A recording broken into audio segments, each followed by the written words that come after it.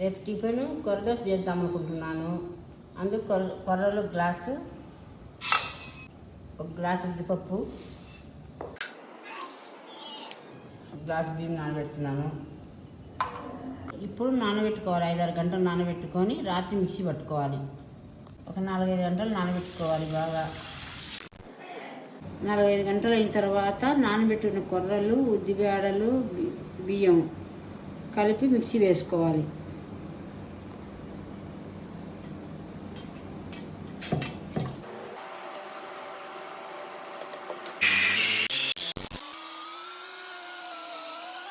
మిక్సీలో అంతా పట్టదు కాబట్టి 2 సార్లు వేసుకుంటున్నాను.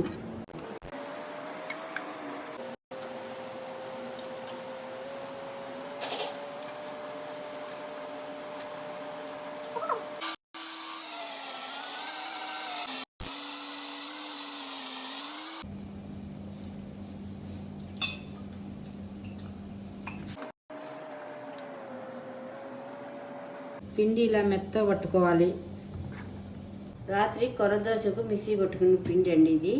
చూడండి, తగినంత సాల్ట్ వేసుకోవాలి, తగినంత ఉప్పు వేసుకోవాలి, కొంచెం సోడా పొడి వేసుకోవాలి, కొన్ని నీళ్ళు పోసుకొని కలుపుకోవాలి.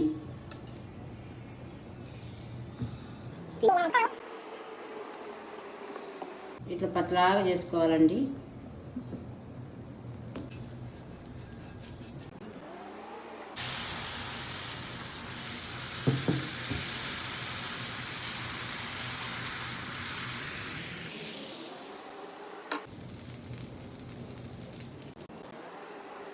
దోశ బాగా కాలిన తర్వాత బాగా తిప్పుకోవాలి.